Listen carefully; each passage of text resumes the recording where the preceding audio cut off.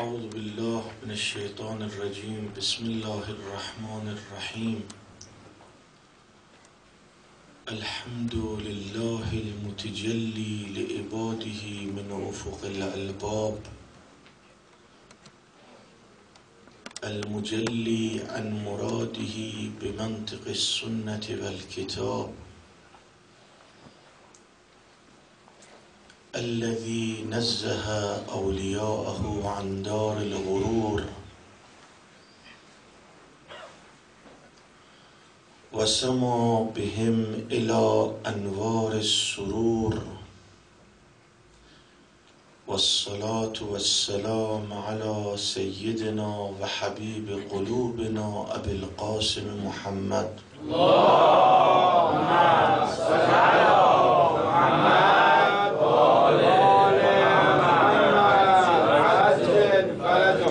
وعلى أهل بيته الطيبين الطاهرين، ونحن أقرب إليه من حبل الورید. انسان وقتی خلق شد و خداوند متعال این امکانات رو در اختیارش قرار داد، یه جمله هم خطاب کرد بهش که حواس جمع باشه. ما تو رو خلق کردیم، آزاد گذاشتیم، هر کار دلت میخواد بین زمین و آسمان انجام بده، اما ما از رگ گردنت به تو نزدیکتریم. این که نحن اقرب الیک من حبل الورید، خداوند متعال اراده کرده بفرماید که من احاطه کامل دارم برای کارات، تمام کاراتو زیر نظر دارم، هر فعلی رو که انجام بدی ناظرم. انذار میدهد به انسان، آگاهی میده که ای انسان من اختیار رو بهت دادم، تو دنیا هر کار دلت میخواد انجام بده، اما حواست باشه تمام اینا یادداشت میشه، تمام اینا نوشته میشه.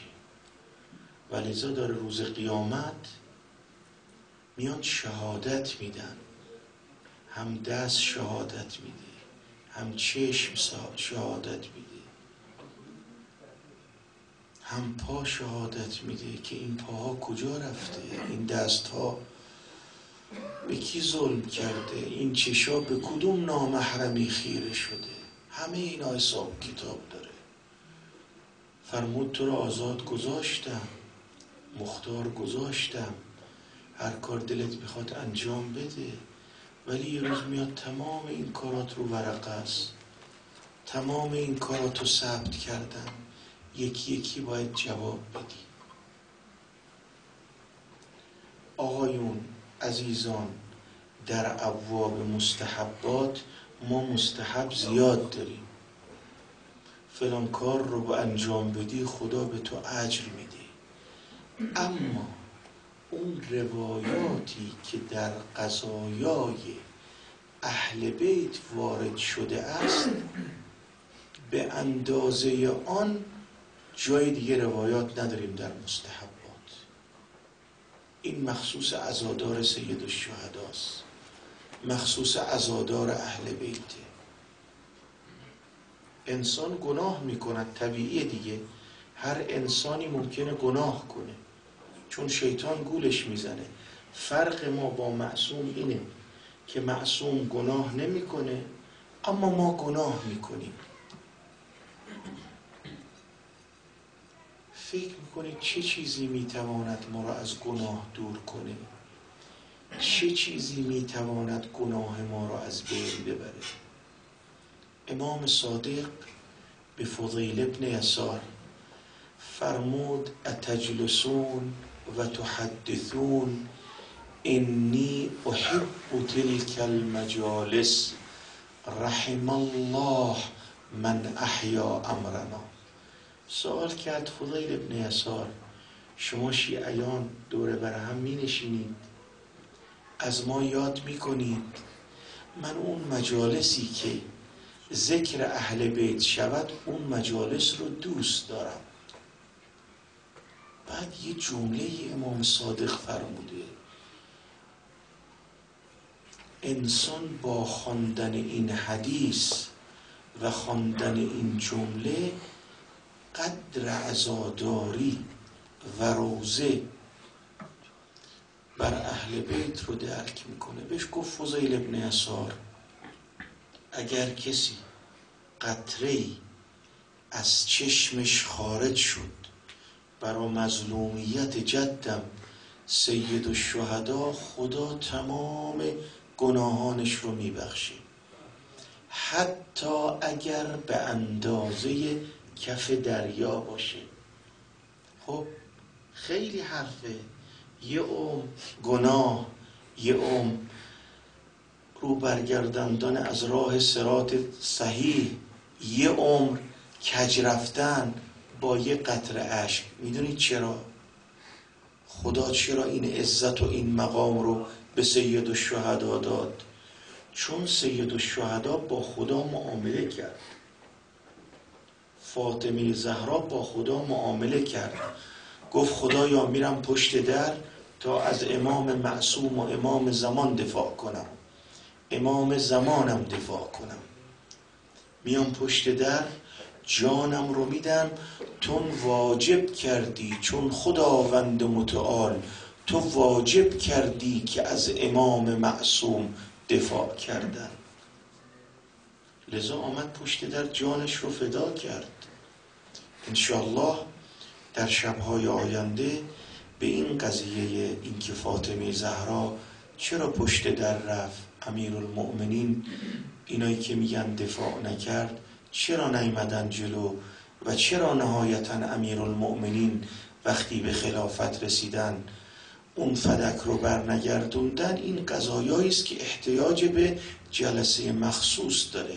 اما اینا همش جواب داره، همه اینا پاسخ داره. فرمود سید الشهدا با خدا معامله کرد، چون هم نامه براش دادن، هم امام نامه آوردن، هم امام حسین رو به جاهای مختلف دعوت کردن، اما جواب نداد. گفتن آقا بیا یمن، یمن سرزمین کوهستانیه. گفت بیام یمن بگن حسین ترسیده؟ گفتن برگرد مدینه. گفت برگردم مدینه که بگن حسین سازش کرده؟ گفتن آقا بمان مکه. گفت بمونم مکه، خون بریزید بگید حسین ریخ خون رو. میرم کربلا، میدونید چرا؟ میرم کوفه، میدونید چرا؟ چون مردم برای من نامه نوشتن، به من گفتن یا حسین ما تو رو یاری میکنیم، 18,000 نامه، نحن اقرب الی من حبل الورید. امام حسین با خدای خودش معامله کرد، خدا ناظر بر عمل امام حسین بود، لذا این مقام رو بهش داد. چرا نده؟ کسی که با خدا معامله کرده اگه عزادارش سیلی بزنه به صورتش خدا گناهش رو میبخشه.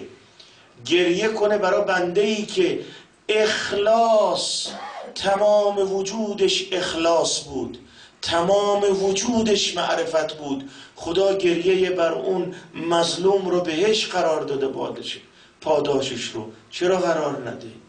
چون حسین با این گریه نامش ضد بیوانند. بعد فرمود وابتغوا الیه الوسیله، کمکتون میکنم، من نزدیکم، اقرب الیه من حبل الورید، اما یه راهی رم نشونت میدم، اون راه معامله من و تو رو آسان میکنه، بعد راحت‌تر با هم جلو میریم، مسیر تو مسیر الهی میشه. میدونی که وابتغوا الیه الوسیله، یه چیزی دست بگیر، به دست خودت حرکت کن. در شب تاریک چراغ قوه دستمون میگیریم چون راه ببینیم دیگه. حالا این راه سخت، این راه مشکل، این راهی که معلوم نیست اسرار آخرتش چیه، کمی از سر آخرت برا ما روشنه، بقیهش روشن نیست. چی باید دست بگیریم؟ خدا ما رو به چی ارشاد میکنه که راهمون رو نورانی کنه؟ چی دستمون بگیریم که حکم چراغ قوه داشته باشه؟ فرمود وابتغوا الیه الوسیله، برای اینکه به خدا برسید یه وسیله رو انتخاب کنید. بزرگان ما ذیل این آیه قرآن فرمودن وسیله اهل بیتن. اهل بیت می توانند انسان را نجات بدهند. زمان قدیم عراق قبیله بوده، مثل حالا قبیله‌ای که خطا می کرد بزرگ قبیله دیگه می آمد یه چیزی رو در نظر می گرفتن، از خون اون شخص می گذشتن که هنوزم همینطور هست. زمان قدیم مردم که کسب نداشتن، عده‌ای از مناطق راهزن بودن، از این فرصت استفاده می کردن. این زواری که به مشاهد مقدسه می رفتن کمین می کردن، یه موقع مناسب می زدن بیرون، قافله رو خالی می کردن، مردم رها می کردن تو بیابان، امکانات رو می بردن. میگه من یک دوستی داشتم، خدا رحمت کند علامه مجلسی، با این کتاب بهار، و بریده باد زبان آن کس که به علامه مجلسی توهین می کند، تحقیر می کند علامه مجلسی رو. بریده باد آن زبان، خدا رحمت کنه علامه مجلسی رو. تو این بهار یه قضیه‌ای رو ذکر میکنه قابل توجه جوانها. این داستان نیست، این واقعیته. این مرد بزرگی مثل علامه مجلسی داره نقل میکنه. یه قضیه‌ای رو نقل میکنه که 2 دوست با هم بودن. اینا شبای جمعه میرفتن زیارت سید الشهدا. نزدیک غروب غسل میکردن، خارج میشدن. میگه یک روز من قبل از غروب آفتاب رفتم سراغ دوستم، از دور دیدم در کنار چاهی در حال غسله، اما یه شکاف عجیبی پشتش هست. خیلی تعجب کردم. غسلشو که کرد، لباسا رو که پوشید، رو مرکب که سوار شدیم بهش گفتم رفیق، من خیلی ازت معذرت میخوام، خیلی پوزش میطلبم، من یه منظری از بدن تو دیدم، صحنه‌ای رو مشاهده کردم، خیلی برام دردناک بود. گفت زخمو دیدی؟ گفت بله. گفت این زخم سال هاست که بر پشت من است، سال هاست این زخم خوب نشده. بهش گفتم چرا؟ مگه چیکار کردی تو؟ گفت که میدونی این روستا رو این بالا که میبینی، این قریه رو که میبینی، اینا همه راهزن بودن.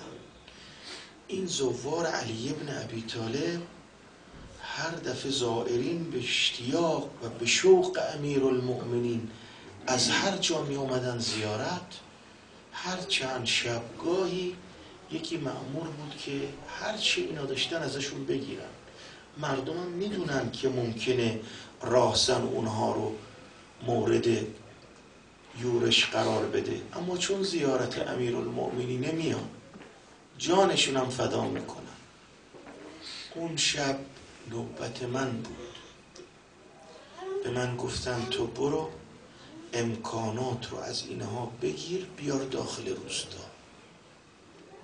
من رفتم نشستم، از دور دیدم 2 سوار دارن میان. نزدیک که آمدن دیدم یه پیرزنه و دختر جوانه. گفتم خب خوب شد، پس الان خیلی استقامت نمی کنند. وابتغوا الیه الوسیله، میگه رفتم جلو، اینا ترسیدن، رو مرکب افتادم پایین. پیرزنه صدا زد چی میخوای؟ گفتم هر چی دارید بگید. بعد نگاهم به این زن جوان افتاد، شیطان نازل شد. پیرزن به من گفت آقا تو هر چی میخوای ما بهت میدیم، هر چی طلب بکنی بهت میدیم. این زن فردا عروسیشه. به من گفت که مادر بزرگ منو ببر زیارت امیرالمؤمنین، چون میترسم اگه ازدواج کنم شوهرم اجازه بیرون آمدن از خانه رو نده.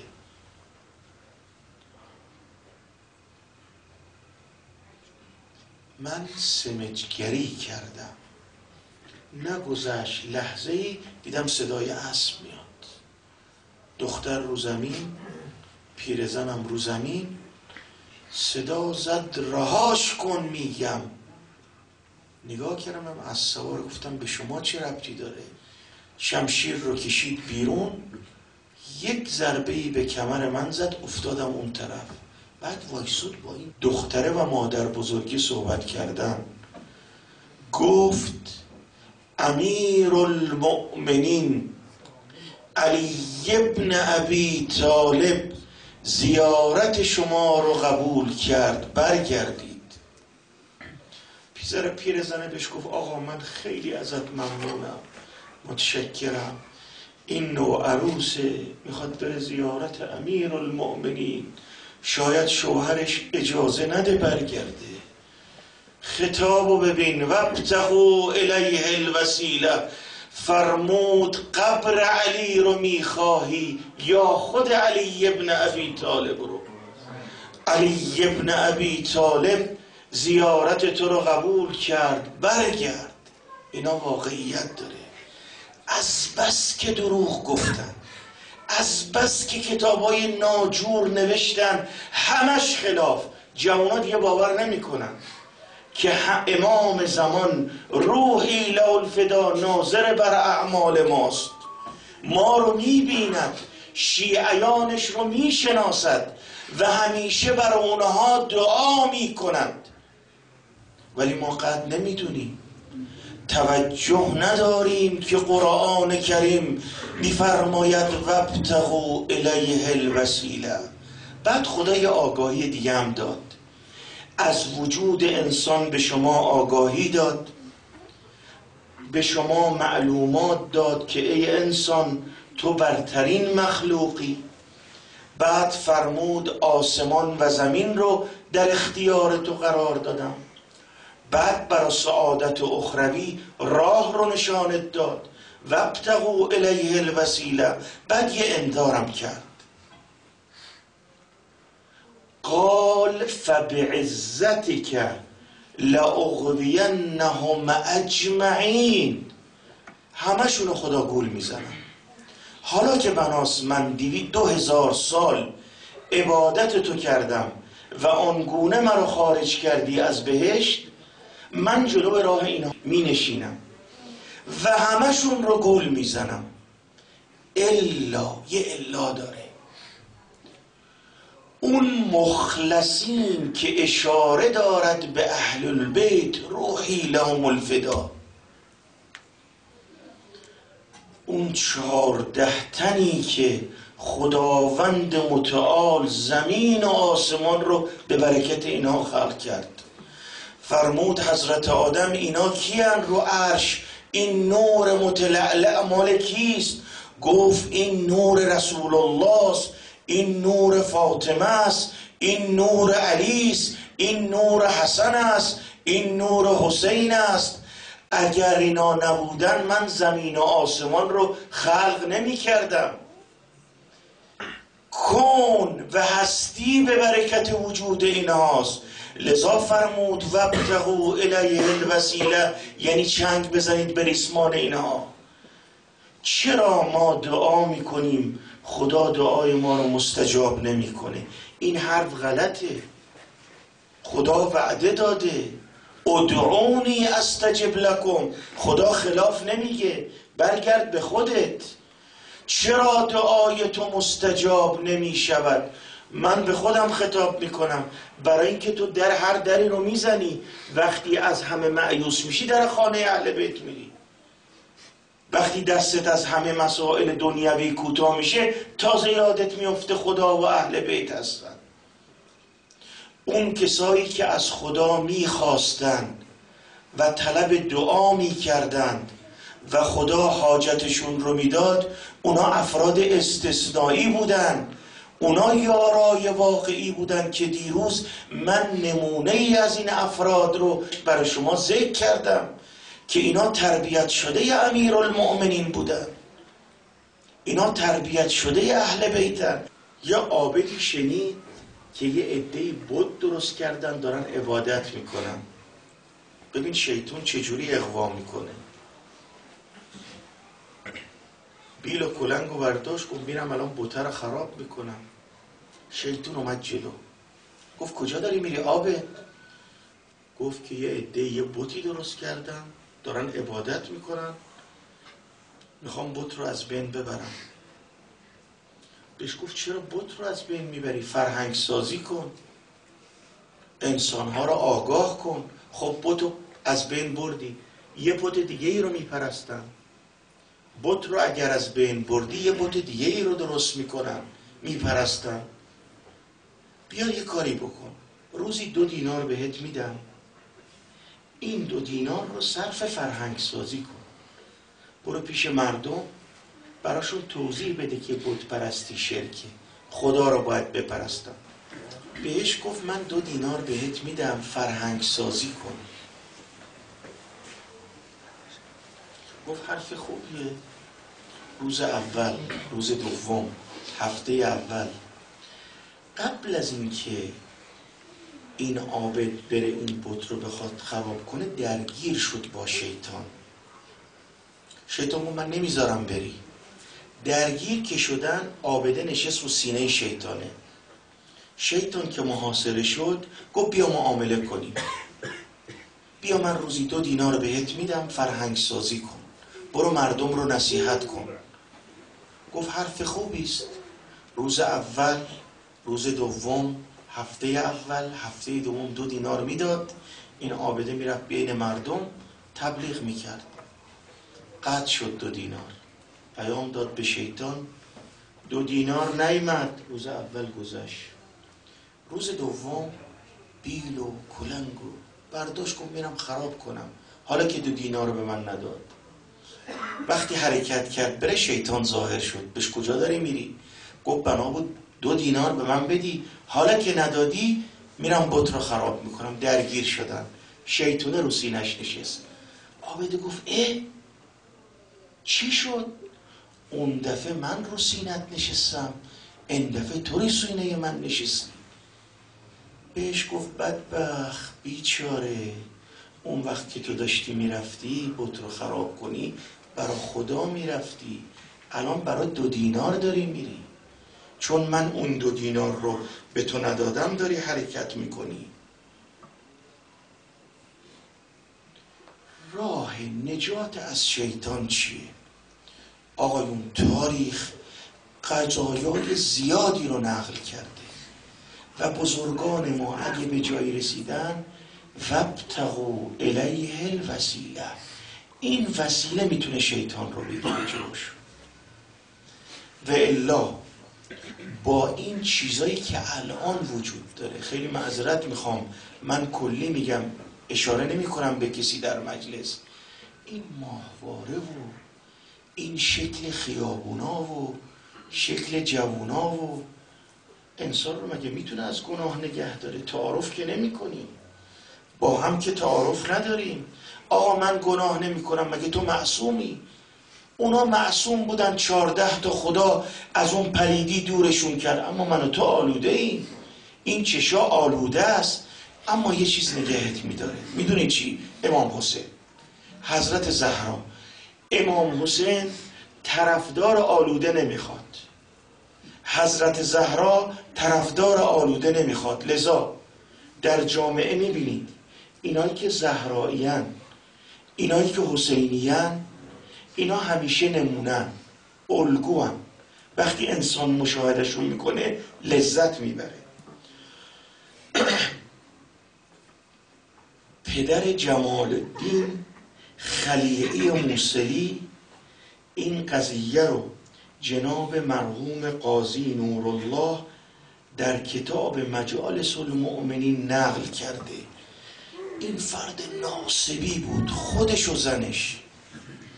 اونقدر اینها افراد پستی بودن و ناصبی بودن که به همون فکر باطلشون یه پسر میخواستن. گفتن اگه ما پسردار شدیم اینو میذاریمش جلو زوار سید الشهدا، راه رو بر زوار سید الشهدا ببنده. ببینید سید الشهدا چه میکنه، ببینید سید الشهدا در چه مقامیه. این که میگه یه اشک بریزی تمام گناهان رو میبخشد، ببینید چه بود، با خدا معامله کرد. سید الشهدا که انی به اوصالی تقطعها او تقطعها اصلان الفلوات بین نواویس و کربلا. با خدا معامله کرده. گفت دارم میبینم گرگهای بیابان مرا تیکه تیکه میکنن. کی، چه انسانی اگر بداند او رو تکه تکه میکنن اون راه رو میره، اون مسیر رو میره. خدا به این افراد مقام میده، حتی زوارش خاک زیر پاشون شفاست. خدا این پسره رو بهشون داد. 17-18 سالش که شد به زنش گفت زن یادت یه قراری گذاشتیم، این قافله ها که میره زیارت سید الشهدا، این بچه‌مون رو قرار گذاشتیم بذاریم تا اونها رو اذیت کنه. گفت خودت میدونی. گفت پسر برو بشین، اگه زوار رد شدن اذیتشون کن، آزارشون بده. جوان بود، 17 سالش بود، 18 سالش بود، خوابش بود. این قافله سید الشهدا حرکت کرد. قافله زائرین سید الشهدا رفتن، این از خواب بیدار نشد. این زیر سم اسمان خاک میومد بالا، یه ذره از این خاکا ریخت رو دومن این بچه، این پسره. تو عالم خواب این پسر بلند شد فریاد میزد. خواب بود اما یه دفعه از خواب بلند شد فریاد میزد، میدوید به طرف کربلا و زری. گفتن چی شده؟ چه اتفاقی افتاد؟ گفت من اون لحظه که مرا خواب گرفت دیدم قیامت به پا شده و همه رو میکشن به طرف جهنم. مرا که انداختن آتیش نگرفتم، نسوختم. منادی ندا داد ای کسایی که مأمور جهنمید، این بدن آتیش نمیگیره، خیلی خودتون رو زحمت ندید. میدونید چرا؟ چون غبار زوار سید الشهدا رو دامنه اینه. بعد این بلند شد، بلند که شد از اون خواب دوید. این شباک سید الشهدا رو گرفته بود. ان شئت النجات فزر حسینا لکی تلقى الاله قریر عینی فان النار لا تمس جسما علیه غبار زوار الحسینی. این بدن رو که زائر سید الشهدا، آقا بزرگان ما خدا رحمت کند، علامه بحرالعلوم و کربلا که میرفت در ورودی کیشوان وای میسود، این زیر کفشای زوار خاکایی که از کفشای زوار ریخته بود به بدنش میزد، به صورتش میزد، بعد میرفت زیارت سید الشهدا. چرا ما غافلیم؟ چرا هر دری رو میزنیم؟ چرا دیده های ما دیده های شیطانی شده، در صورتی که خدا هم معلومات وجود شیطان رو به ما داد، هم فرمود وابتغوا الیه الوسیله، وسیله رو انتخاب کنید. وسیله اهل بیت، وسیله فاطمه زهراست. خدا اون نورانیت رو بهش داد، قدرش رو ندانستم. چقدر مصیبت کشید این دختر 18 ساله، الله اکبر الله اکبر. خیلی هم طول نکشید. ولذا انسان برای اینکه نورانیت کسب کنه، برای اینکه تکامل کسب کنه، برای اینکه بتونه آخرتش رو درست کنه، راهی نداره به جز اهل بیت و نکند ادعی با القای شبه شما را از اهل بیت دور کنن. اون مردک نوشته بود فاطمه زهرا یه زن عادی بود مثل سایر زنها. چرا؟ خدا طبع علی قلوبهم. اونایی که نوشتن امام حسین برای سلطه خارج شد، کیاشون رو خاکن، کیا رو زمینن؟ امام سید الشهدا از اون اول تا آخر که حرکت کرد گفت من این خرجت لطلب الاصلاح فی امت جدی رسول الله ان آمر بالمعروف و انها عن المنکر. منکر کلام سید الشهدا شدن. کجا؟ جواب کجاست؟ سوال کجاست؟ عقاب کجاست؟ چرا در روز دنیا رو ما فراموش کردیم؟ حالا که انسان انقدر ناتوانه، انسان انقدر ضعیفه، با یک ضربه کوچک ناکار میشه، چرا خودش رو مخزون به علوم اهل بیت نکنه؟ چرا خودش رو زهرایی نکنه که به دادش برسه، به فریادش برسه؟ به خدا واقعیت داره. علی ابن مهزیار 21 سال رفت حج، گفت من دیگه نمیرم. کسی که بره 21 سال و امام زمانش رو نبینه، این حجش به چه درد میخوره؟ بهش گفتم بیا میبینی. اونجا یه سوالی کرده امام زمان از علی ابن مهزیار. اینا واقعیت داره، این حرفای فعلی رو نمیگم، اینا واقعیت داره این حرفا. بهش چی گفت؟ بهش گفت بگو علی ابن مهزیار از شیعیان من چه خبر؟ بعد یه جمله گفت فلان سید فلان کوچه فلان آقا فلان جا میگه طوری امام زمان با من صحبت کرد که انگار همه رو میشناسد. بله میشناسه. روز قیامت حساب و کتابت با اهل بیت. شما فکر میکنید این که میگن آقا شب قدر دعا کنید امام زمان این نامه اعمال شما رو امضا کنه، فکر میکنه شما رو نمیشناسه؟ تقدیراتی که انجام میگیرد و عرضه میشود به امام زمان. جمع کنم کلام رو. خدا انسان رو خلق کرد، همه امکانات رو در اختیارش قرار داد، او رو مختار گذاشت، اما راه رو بهش نشان داد و بهترین راه اهل بیت روحی لهم الفدان. مواظب باش شیطون گولت نزند. اگر زد زود توبه کن. توبو الیه توبتا نصوحا، تا نجات پیدا کنید.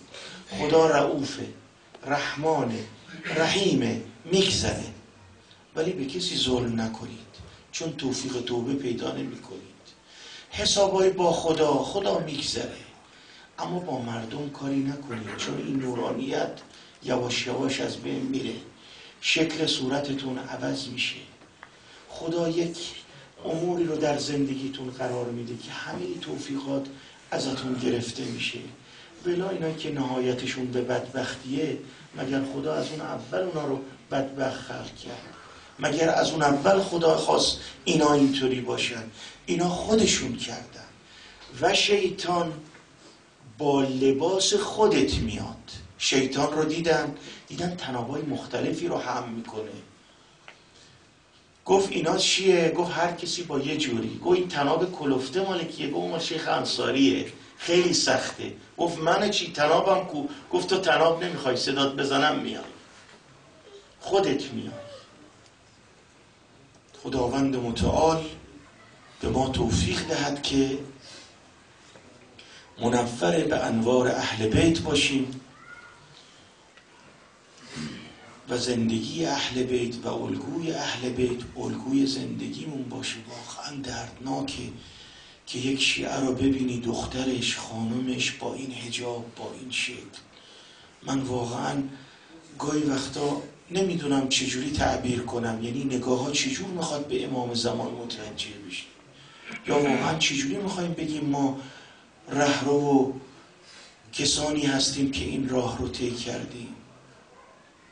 الگوی ما فاطمه است سلام الله علیه، الگوی ما زینبه. این یحیای مازنه میگه من 40 سال همسایه امیرالمؤمنین بودم، من یک دف زینب رو ندیدم، این شمایل و هیکل رو حتی اگر ساتر باشه ندیدم. شبا که میخواست دلش تنگ میشد امیرالمؤمنین و اهل بیت حسن و حسین احاطش میکردن، امیرالمؤمنین چراغ قبر پیامبر رو خاموش میکرد. خانم الگوتون حضرت زینبه، یک دونه تار مو از سرت بیاد بیرون حرامه، یک دونه مو. بعد تو این خیابون و تو این راهرو و امر به معروف و نهی از منکرم که نیست و نمیدانم. اگر بخوای زهرایی باشی، اگر بخوای حسینی باشی، دستت رو بگیرن. الگوی خوبی باش. امام صادق فرمود کاری کنید که مردم بگن رحم الله، رحمت بفرستن برا ما خیر باشید، شر نباشید. امشب چه خبر خانه زهرا؟ مادر چرا رنگ از رخ ماهت پریده، چرا صورتت نیلیه مادر جان؟ مادر چرا رنگ از رخ ماهت پریده، مادر چرا خون از گریبانت چکیده؟ زینب من بهت میگم چرا، چون هم مغیره زده، هم خالد ابن ولید زده، هم عمر ملعون زده، هم انفس زده. مادر چرا از دختر خود رو گرفتی؟ زینب جان مگه نمیدونی به مادرت سیلی زدن؟ مادر چرا از دختر خود رو گرفتی؟ مادر چرا یک دست بر پهلو گرفتی؟ چون ملعون دومی آنگونه لگد زده است به مادر تو فاطمه جان. مادر چرا دیگر نمی آید صدایت؟ کاری کرده بودند که تمام بدن مادرت آب شده بود، تعبیر روایات داره کل خیال. مادر چرا وقتی مادر رفتی ز دنیا یا خدا داده شفایت؟ زینب جان مادرت رو میبرن دیگه بر نمیگردونن، باهاش ودا کن. یه ودایم با سید الشهدا کرد، آمد با خواهرش با بچه هاش ودا کرد. نظر یمینا و شمالا، صدا زد زینب ام کلثوم رقیه علیکن من السلام. یه طوری با اونها خدا حافظی کرد که انگار اونها رو نمی شناسد. هنوز چند قدمی نرفته بود سزای سوزناکی رو شنید. مهلا مهلا ابن الزهرا، کرده وصیت مادرم هنگام میدان رفتنت، بوسم به جایت خنجرت. خواهرم مگه نگفتم بری داخل خیام؟ یه نگاهی کردیم ناستانشم آمده، گفت پدرم از اسب بیا پایین، دست نوازش بر من بکش. خواهرم چرا آمدی؟ گفت برادرم اون روز یادت اون شب مادرم یه قضیه رو به من گفت، از من سوال کردی، گفتم برادرم روزش میاد بهت میگم. مادرم اون شب یه لباس کهنه به من داد، گفت صبح عاشورا حسین وارد میدان